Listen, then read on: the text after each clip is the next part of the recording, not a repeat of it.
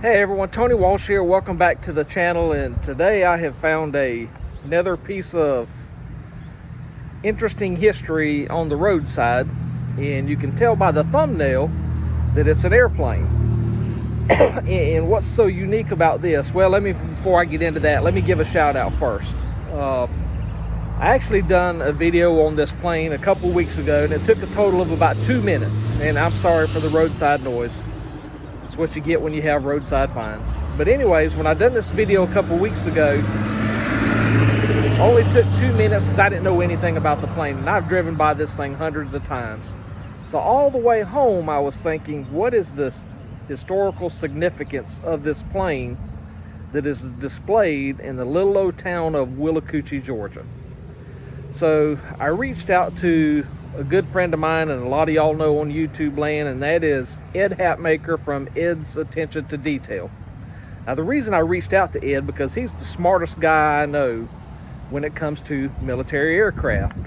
So I reached out to Ed, and he gave me a couple of places to go look and do some research, and he provided me some stuff and some photos. So I've used part of that here. So again, Ed, just thank you for your help. And if y'all don't know Ed, go check him out, and I'll leave a link to his channel, you know, either up here in the corner up here or in the description, one or the other. So go check out Ed. So what's so special about this plane sitting in the little old town of Willacoochee, Georgia? Well, sitting before us, or I guess mounted to this pedestal before you, is a Lockheed T-33 Shooting Star jet-powered subsonic trainer aircraft. Now, the thumbnail shows what the plane looked like when it was brought here, and obviously you can tell that this plane has been repainted for some reason or another. Why, I don't know.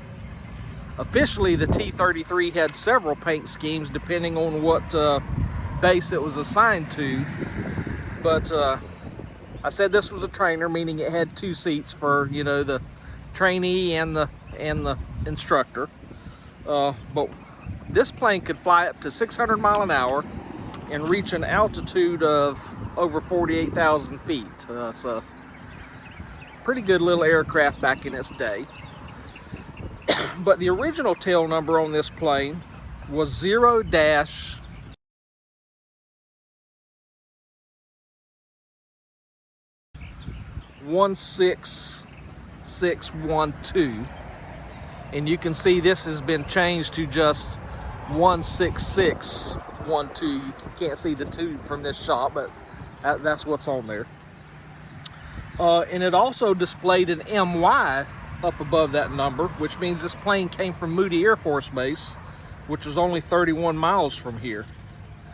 The original plane also had TR-612 on its fuselage, right above the wing. And as you can see, that decal has been removed, or this plane has again been painted over, and I don't know why. Here's the other side of the plane, and you can see the tail number better from this side. You can see the TR-612 is removed, but you still see the Air Force decal there on the back, the star and the red, white, and blue, and see the USAF on the wing. But again, not 100% sure why this plane is here, but some history says that a similar plane to this crashed in the 60s, not far from here. So I'm wondering if the Air Force just given this plane just as a memento in honor or in memory of the plane that crashed in this area. Still not sure that that's 100% fact, but that's one thing I've been able to find. In the thumbnail, you'll also see one little marker is evidenced by this right here, or what I would assume would be a marker, but there's nothing written on it. So don't know why that marker is there. But on the other side, there's another marker that's not in the original thumbnail, so this has been added at a later date. And you can see it mentions two names. It says in memory of Major General John R. Paulk and Captain Donn E. Perkins. So I couldn't find where either one of these men had any ties to this plane, but that also caused me some thoughts as to, again, what's the significance of this plane and these two gentlemen here. So again, my research revealed some information on them, so let's talk about them. You know, it's hard to film here on side road because all the vehicles come by, and then a lot of people want to blow horns just to mess up your videos. So let's get back to the two men, and we'll start with Major General John Perkins, because he's of higher rank and his name's at the top of the marker. But anyways, Major General Perkins, as I said, both of them were born here in Willacoochee, but he was born in 1931 and enlisted in the Air Force excuse me, in 1950, and received his pilot wings in 1952.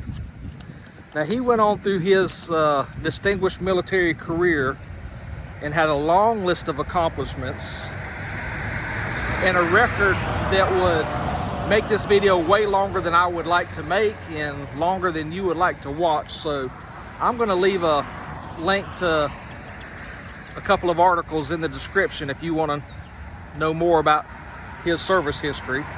But a couple of things that I would like to mention is that Major General Perkins compiled 346 combat missions with more than 6,000 hours of flying time.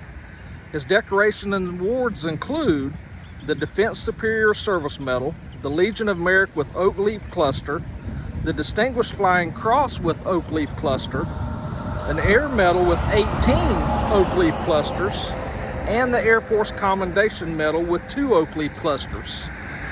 In addition, he also holds the Republic of Vietnam's Air Gallantry Cross. One last tidbit of information about Major General Perkins is that he retired as the commander of Warner Robins Air Logistics Center at Robins Air Force Base, which is only 106 miles from here. Okay, let's move on to Captain Donn E. Perkins. Now, I couldn't find as much information about Captain Perkins as I did about Major General Paulk, but as I stated earlier, they were both born here in Willacoochee. Now, Captain Perkins's military career wasn't quite as long as Major General Perkins's, as all I could find is that Captain Perkins served as a Navy bomber pilot from 1976 to 1983. So again, this is an Air Force plane, and Captain Perkins flew in the Navy. But his call sign was Black Duck.